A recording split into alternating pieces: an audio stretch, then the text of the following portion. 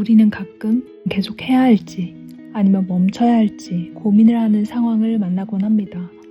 내가 해오던 것을 멈춘다는 것은 좀 망설여지는 일인데요.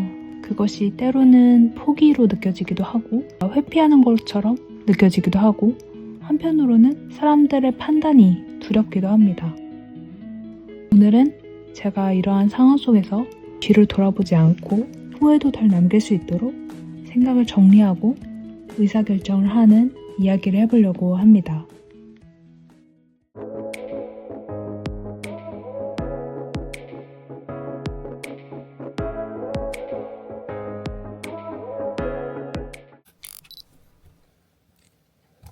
안녕하세요. 취중생활입니다. 너무 오랜만이죠? 제가 거의 한 1월 넘어서까지는 일이 진짜 너무 바빠서 거의 일에 파묻혀 살다가 정말 오랜만에 영상을 촬영하게 되었습니다.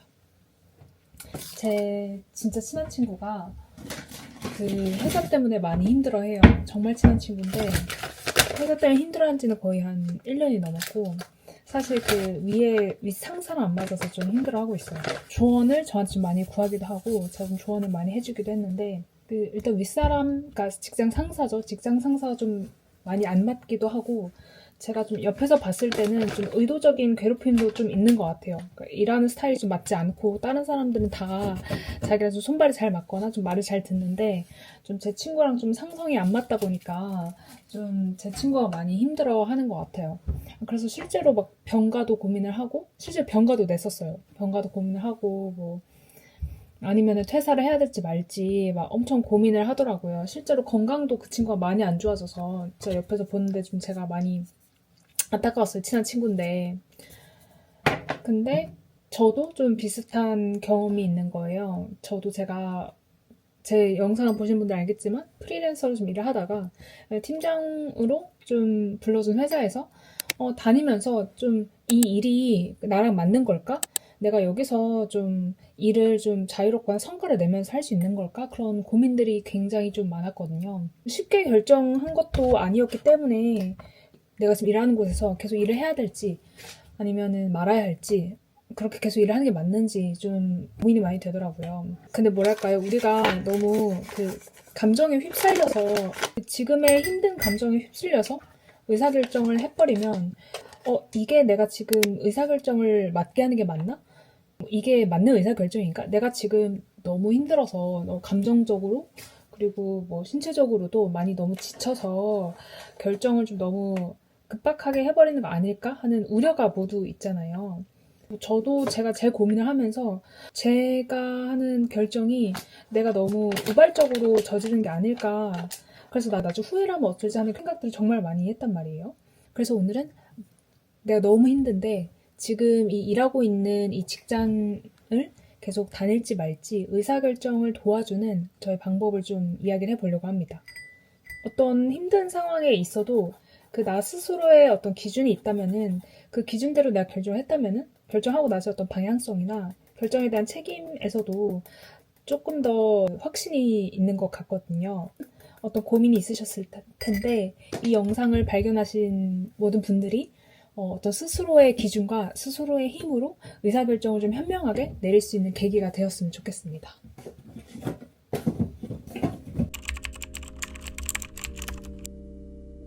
제가 어려운 상황 속에서 감정적으로 혼란스러울 때 도움을 받는 것은 머릿속의 복잡한 감정들을 하나의 단어로 꺼내서 데이터로 바꾸는 것인데요. 우리가 결정을 못 내리는 이유는 힘들다라는 감정이 너무 커서 정작 중요한 판단 근거들을 다 가려버리기 때문인 것 같아요. 그래서 저는 그런 감정에 너무 치우치기보다 내가 이성적으로 판단할 수 있는 기준을 세우고 그것들을 표로 만들었습니다. 방법은 간단한데요. 총 4단계로 천천히 따라해보세요.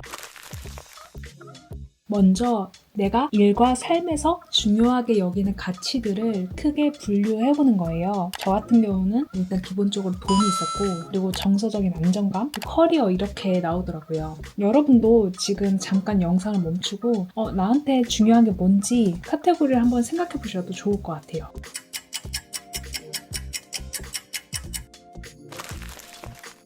카테고리를 정했다면 이제 그 카테고리 안에서 내가 진짜 나 스스로 생각해 볼 수 있는 질문들을 채워야 되는데요. 그리고 그 질문들은 내가 점수를 매길 수 있는 형태의 질문이 되어야 되고, 그리고 부정문이 아니라 긍정문, 내가 점수를 매길 수 있는 긍정문으로 가야 되는데요.